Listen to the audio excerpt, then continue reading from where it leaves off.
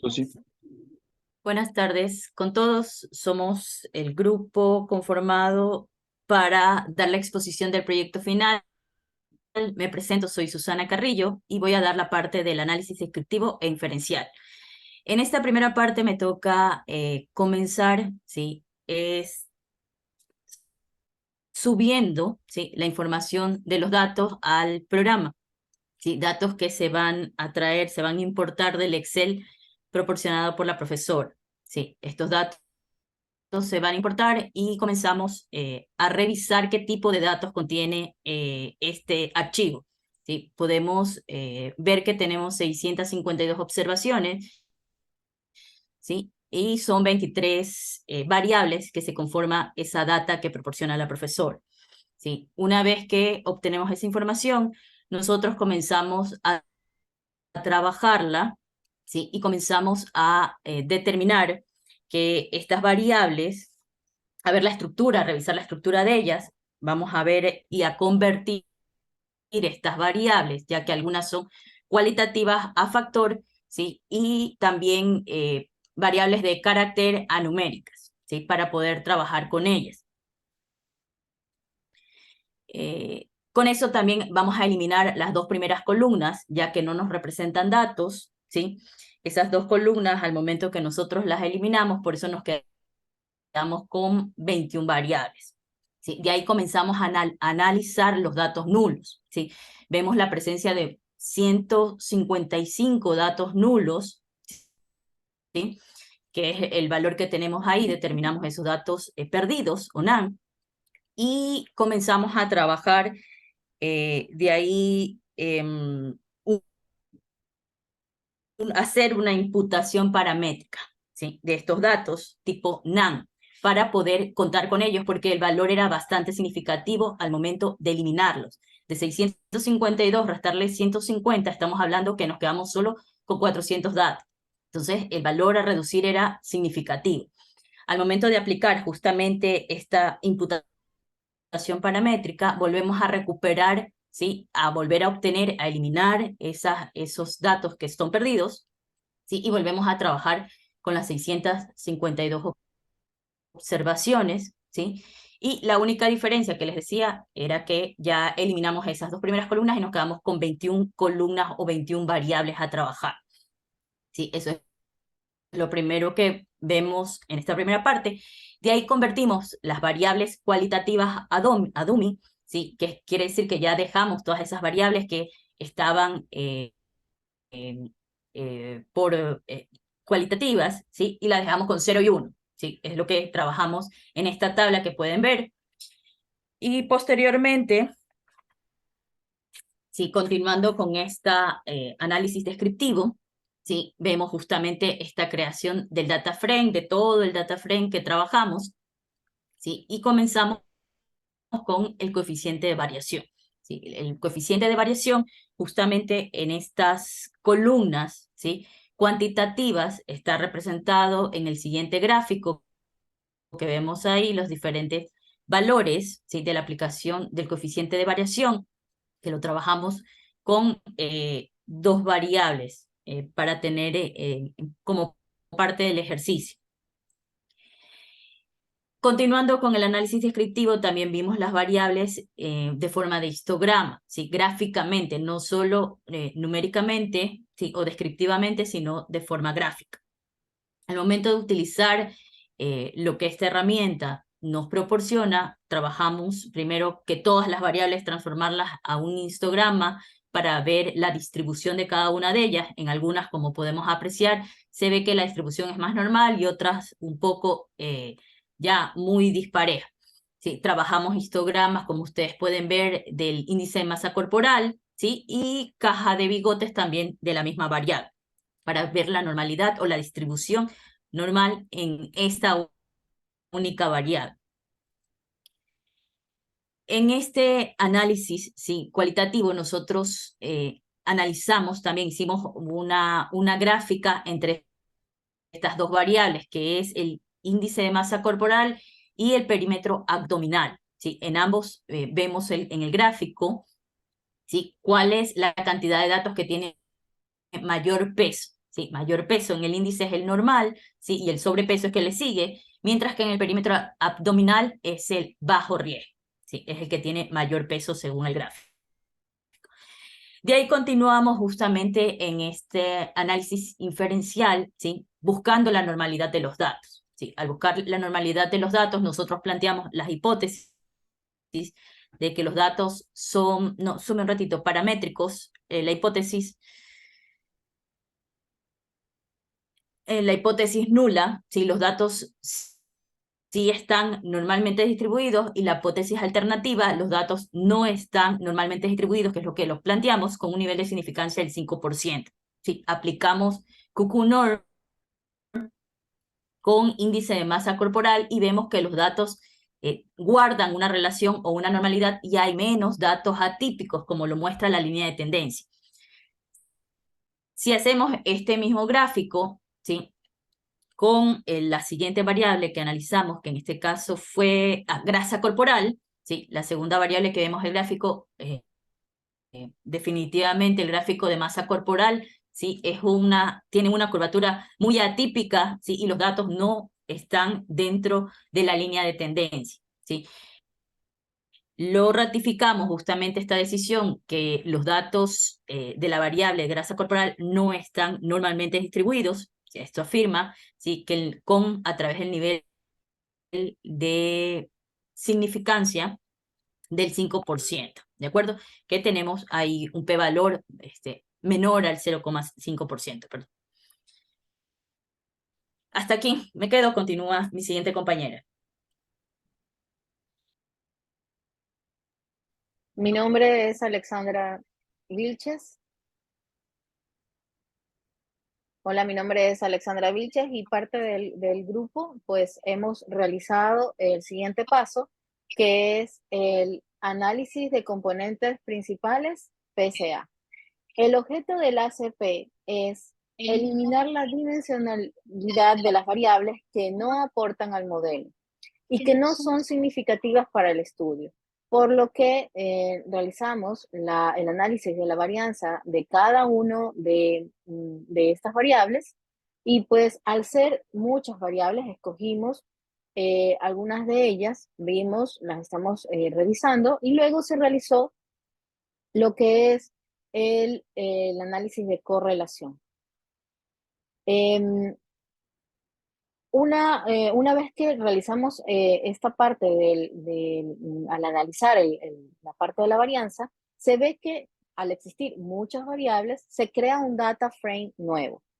Y parte de este análisis de la correlación de las variables, ¿qué es lo que establecemos? Que los valores de esta escala son más pequeños, y pues al tratar de eliminarlas, nosotros podemos revisar que estos se acercan mucho más a 1, y mientras más se acerquen a 1, podríamos seleccionarlo. En este caso, los componentes a seleccionar fueron los 4 primeros componentes. El cuarto, como se puede apreciar, es 0.98, no llega a 1, sin embargo, es muy cercano a 1, haciendo que estos 4 componentes sean los seleccionados, mayores a 1, pues no. Otro punto que nos hace seleccionar es el porcentaje de la varianza acumulado. ¿Cuál es? En este caso sería del 81.72% que contribuyen estas 4 componentes. ¿Ok? Y bueno, pues esto sería muy propicio para poder establecer nuestro modelo. Es necesario escalar y centrar los datos para disminuir la variabilidad, y lo que vamos a hacer es utilizar el método PERECON para centrar y escalar estos datos. ¿Ok? En esta escala, bueno, el siguiente, lo que realizamos también, pues no era para ver la normalidad, mientras se define un scale para atender o analizar más cuáles son qué variables podemos integrar más al modelo. Lo que aquí podemos ver es que estas 4 variables son las que mejor se acoplan a nuestro modelo. Como podemos ver, tienden más a la normalidad, y pues se hacen mucho más propicias para poder incluirla dentro de nuestro análisis. Graficamos las observaciones sobre estos dos primeros componentes, la dimensión 1 y la dimensión 2, y podemos ver que estas son bastante, tienen una acumulación de datos bastante interesantes y pues nos proveen de datos que podríamos estar utilizándonos dentro del modelo. Así también lo hacemos entre el análisis entre la dimensión 1 y 3. Vemos un gráfico bastante bueno, también que podríamos aprovechar esta dimensión. Sin embargo, la dimensión 1 y 4 vamos a ver un resultado bastante interesante. ¿Cuál va a ser esto? Pues esto lo podemos dimensionar, o más bien lo podemos visualizar de una mejor manera en este tipo de gráficos. Esta es la dimensión 1. La dimensión 1 vemos que todo lo que está sobre la línea roja quiere decir que todas estas variables que están sobre la línea roja representan muy bien el modelo que estamos señalando nosotros. En este caso, estamos hablando de 10 variables y pues esta dimensión 1 pues nos ayudaría muchísimo dentro de nuestro modelo. El siguiente, la dimensión 2, todo lo que está sobre la línea roja, ¿verdad? Es muy buena, pues y representa muy bien el modelo. En este caso serían 6 variables, lo que es la parte corporal magra, talla, etcétera. Estas 6 variables. La siguiente dimensión, estamos hablando de 4 variables sobre la línea roja, nuevamente que es muy buena y representa muy bien el modelo, pero cuando llevamos a la dimensión 4, vemos que solamente una variable está encima de esta línea, pues y aquí lo que estamos viendo es que no está contribuyendo a nuestro modelo, al ser solamente una variable de todas las establecidas, pues, y lo que hacemos es simplemente que no la incluimos y seleccionamos las dimensiones 1, 2 y 3 a nuestro modelo. Haciendo que de las 23 variables más las 3, estaríamos hablando de 26 variables dentro del modelo que vamos a analizar. A continuación, mi compañero Jorge. Muchas gracias. Muy bien. Mi nombre es Jorge Merchán. Yo les voy a hablar un poco acerca del análisis del clúster del modelo y del clustering. Bueno, primero quiero hacer una breve introducción para entender por qué hacemos eso. Una de las razones por las que se utiliza este tipo de métodos es cuando nosotros no tenemos. Queremos armar grupos, pero no tenemos estos grupos etiquetados, es decir, no los tenemos con categoría, sino que queremos que automáticamente, utilizando estos algoritmos de Machine Learning, se puedan categorizar automáticamente en función de la data, ¿no? El primer paso que vemos o que tenemos ahí es que observamos la data. Vamos a intentar primero determinar cuántos clústeres o cuántos grupos necesitamos en este modelo, ¿no? Bueno, lo primero que usamos es el calcular las distancias mediante el algoritmo euclidiano, que es un algoritmo simétrico que permite evaluar la similitud entre los pares y todo me lo pone en un grafo, ¿no? Vamos a ver lo siguiente, podemos bajar un poquito. Otras formas en donde nosotros podemos determinar cuáles son los números de grupos o clústeres necesarios. Por ejemplo, aquí hemos hecho el gráfico de Elbow. Podemos bajar un poquito más. Tenemos el método de C-Load, que también nos permite determinar cuántos podrían ser los clústeres. Sin embargo, ya vamos a explicar un detalle acerca de cuál es el número que debemos escoger para los clústeres. El GapStab, también el otro método que también nos da una idea de cuáles son los clústeres. Y finalmente tenemos un gráfico que se llama el dendrograma o un gráfico jerárquico. Más abajito, por favor. Gráfico jerárquico que nos da una idea de cuáles deben ser los clústeres necesarios. Muy bien, ahora, ¿qué es lo interesante? ¿Qué es lo interesante en este método? Podemos bajar un poquito más. y es que al final uno mismo decide cuántos son los clústeres, ¿no? Todos los métodos anteriores nos ayudan más o menos a tener una idea de cuál sería lo idóneo en los clústeres. Ahora, uno puede ir probando, ¿no? Se puede hacer 3 clústeres, 4 clústeres, 5 clústeres. En el ejercicio que hemos hecho nosotros tenemos 5 clústeres, ¿no? Qué es lo que intenta hacer este algoritmo? No sé si podemos bajar a un siguiente gráfico para perfecto, ahí está bien, ¿no? Qué es lo que intenta hacer este algoritmo? Bueno, él coge puntos aleatorios, dependiendo de la cantidad de clúster que yo he elegido, y a partir de los puntos aleatorios, él intenta ver cuáles son los puntos más cercanos. Esto es lo que nosotros le llamamos centroide. Después, ¿qué hace? Vuelve a coger otros 5 puntos aleatorios, como el ejemplo que tenemos aquí, ahí lo podemos ver mejor en ese segundo gráfico. Vuelve a coger otros 5 puntos aleatorios y él vuelve a buscar cuáles son los puntos más cercanos para determinar si esos son los clústeres apropiados, ¿no? Y lo vuelve a hacer y lo vuelve a hacer y lo vuelve a hacer y lo vuelve a hacer y lo vuelve a hacer muchas veces hasta que él ve que los grupos se comienzan a repetir. Cuando ya se da cuenta que los grupos se comienzan a repetir, es decir, que ya tiene una secuencia, él ya puede determinar cuál fue la forma más idónea de agrupar los datos, ¿no?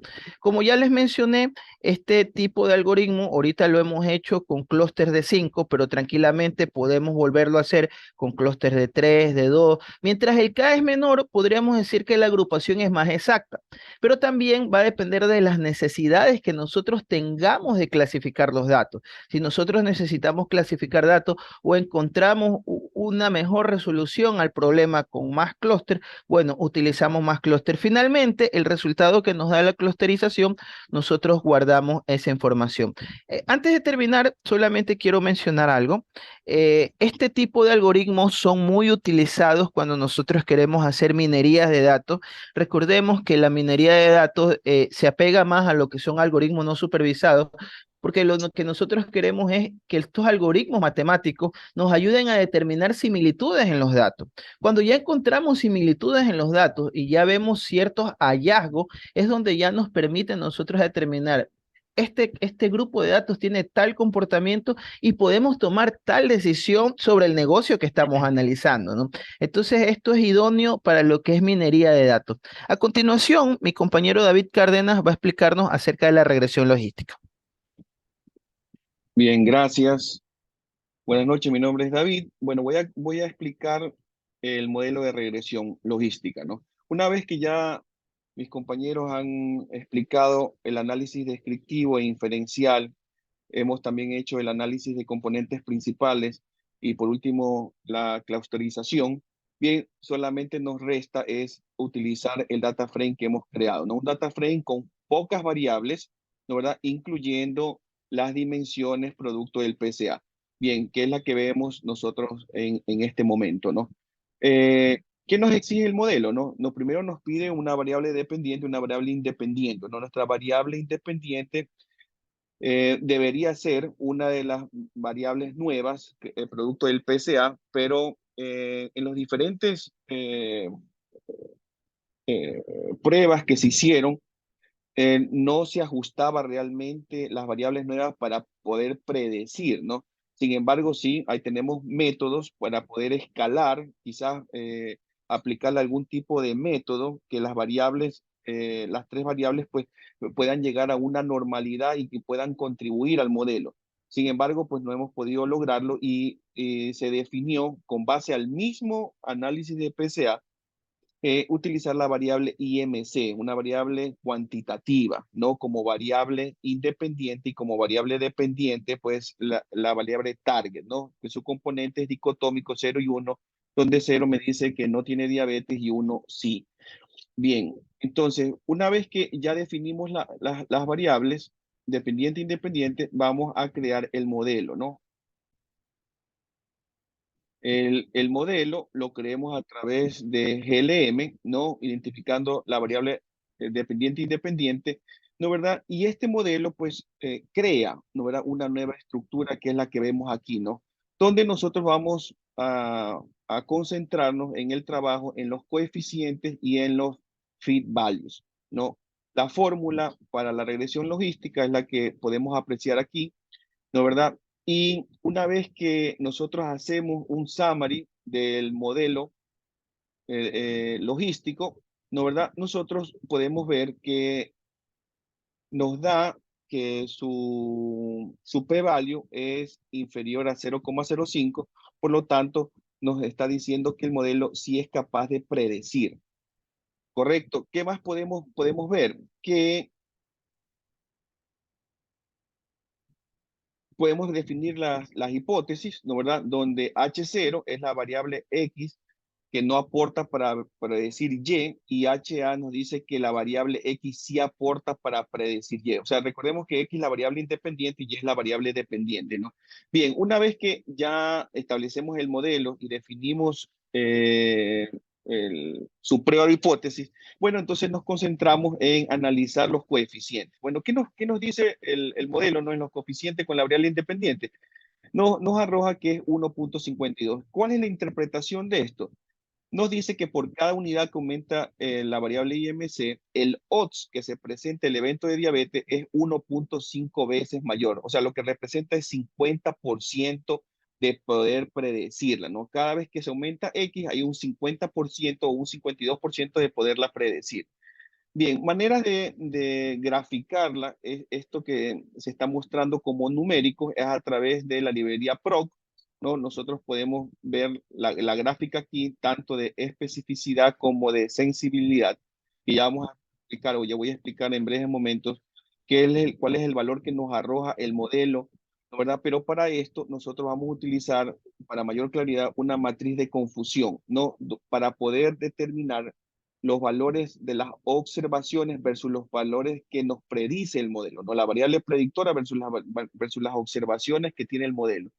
Bien, para ello, lo que hacemos es trabajar primero la variable target. Por aquí está la variable target. La hacemos tipo factor, ¿no verdad? Con noisy. Y una vez que ya está convertida, ahora sí hacemos la matriz de confusión, no, la cual nos muestra la siguiente información, ¿no? Nos dice que a través, perdón, del método Carret, nos dan estos resultados, ¿no? Primero el modelo nos da una precisión del 85%, que nos parece bastante interesante. El valor de la sensibilidad, entiéndase como los valores o la probabilidad de acierto de los valores positivos predichos como positivos, y la especificidad, los valores predichos negativos que sí son negativos en las observaciones, que nos da un 97%, ¿no? Conclusión, el modelo pues sí tiene la capacidad de predecir en un 85%. Realmente reconocemos que la mayor contribución está en estimar los valores predichos de los negativos, ¿no? Que hay un 97%. Sin embargo, la sensibilidad nos da apenas un 32%. Bien, y con esto nosotros pues hemos presentado nuestro trabajo grupal, ¿no verdad? Incluyendo pues todo lo que se nos había solicitado en el proyecto final. Bueno, muchísimas gracias.